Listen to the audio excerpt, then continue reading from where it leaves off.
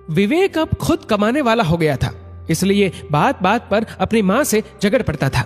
ये वही माँ थी जो बेटे के लिए पति से भी लड़ जाती थी। मगर अब फाइनेंशियली इंडिपेंडेंट बेटा पिता के कई बार समझाने पर भी इग्नोर कर देता और कहता, यही तो उम्र है शौक पूरे करने की, अच्छा खाने अच्छा पहनने की। जब आपकी तरह मुंह में दांत और पेट में आंत ही नहीं रहेगी तो क्या करूंगा। विवेक की शादी को 2 ही हफ्ते हुए थे।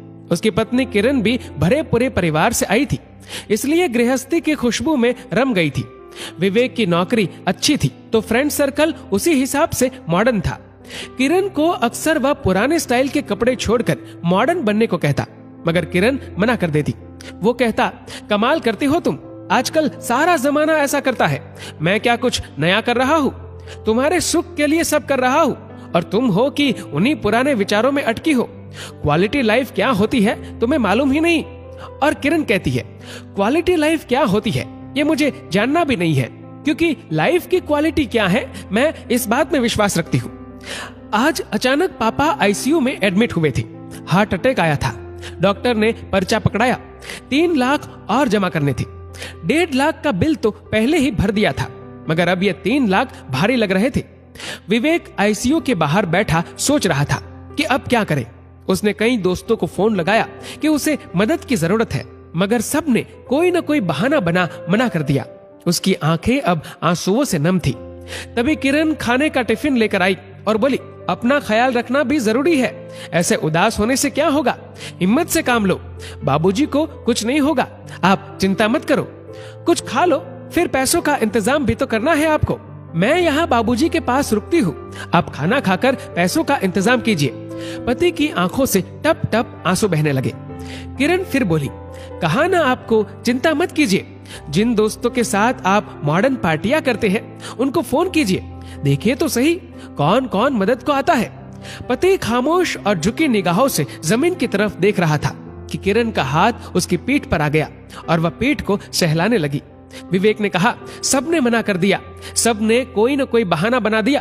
किरण, आज पता चला कि ऐसी दोस्ती तब तक ही है जब तक जेब में पैसा है। किसी ने भी हाँ नहीं कहा, जबकि उनकी पार्टियों पर मैंने लाखों उड़ा दिए। किरण ने कहा, इसी दिन के लिए बचाने को तो माँ बाबा कहते थे। खैर कोई बात नहीं, आप चिंता न करो, हो जाएगा सब ठीक। विवेक ने कहा, अभी तो तनख्वाह मिलने में भी समय है, आखिर चिंता कैसे न करूं किरण। किरण ने कहा, आपकी ख्वाहिशों को मैंने संभाल रखा है। विवेक ने कहा, क्या मतलब?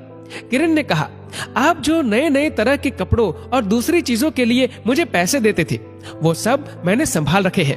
माँ जी ने फोन पर बताया था 3 लाख जमा कर रहे हैं। मेरे पास 2 लाख थे, बाकी मैंने अपने भैया से मंगवा लिए हैं। टिफिन में सिर्फ एक ही डिब्बे में खाना है, बाकी में पैसे है। किरण ने थैला टिफिन सहित विवेक के हाथों में थमा दिया। किरण, तुम सचमुच अर्धांगिनी हो।